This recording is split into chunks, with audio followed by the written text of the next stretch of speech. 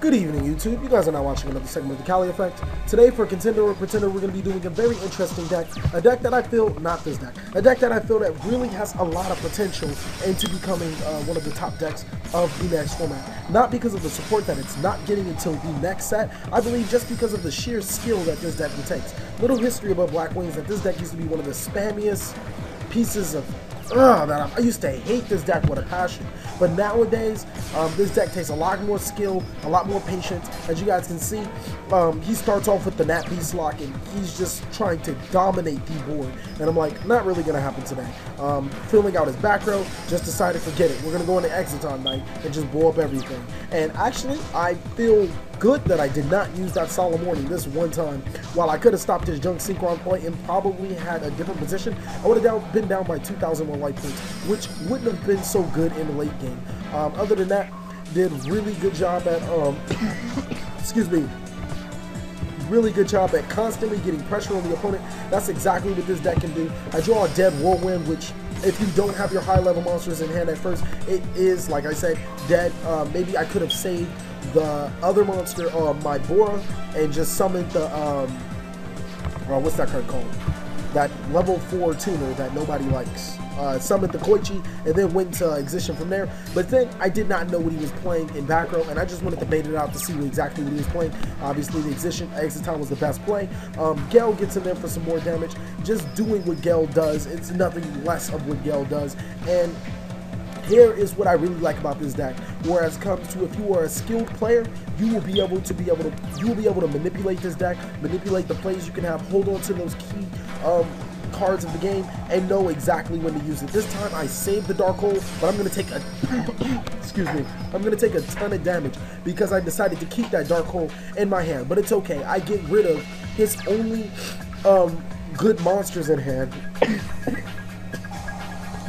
Man. I get rid of his only good monsters in hand, and thankfully, I was thinking about just going Dark Hole and then Duality, but I was like, no, I should Duality first, which actually got me the Sirocco, which wouldn't have been able to have been summoned without a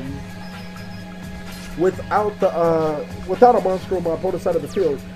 Still have the Clue in hand that was searched by the Whirlwind. He Typhooned the other one, which would have just gave us mad advantage if he did do it. I do go into Armadas, and he Fiendish chains me. So immediately in my head, I'm thinking it's a raccoon monster.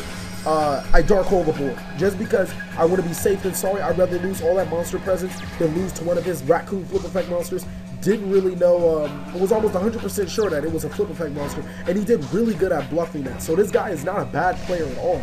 But really, just when it comes to being in the clutch, Blackwings are just going to have it. That draw and Icarus attack and the value that a lot of people tend to not play. Late game, this card's amazing. It's nothing short of amazing.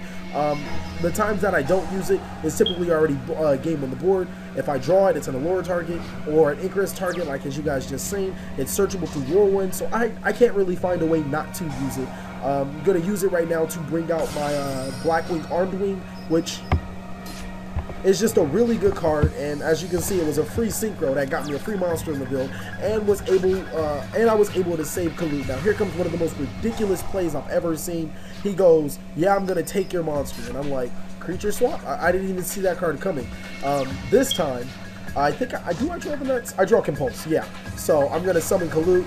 Kalut's gonna give me Blizzard, set the Compulse, which is gonna bring back the Arm Wing to my deck. So It really panned out to be really well. He sees that, oh, this is an instant win, blah, blah, blah, but he's going to lose his Compulse. Had he summoned the Tree Otter, I would have been in trouble. I would have been in a lot of trouble, but he obviously saw something else. Just two good misreads. I'm going to go, this time I'm going to learn my lesson. I'm not just going to go into one monster so he can creature swap it again.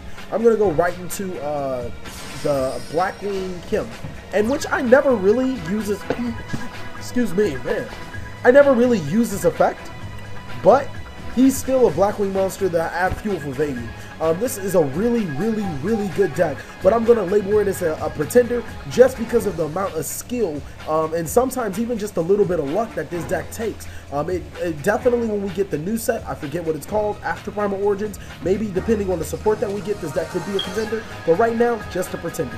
Thank you guys for watching another segment of The Cali Effect. Please like, comment, subscribe, but most of all, enjoy.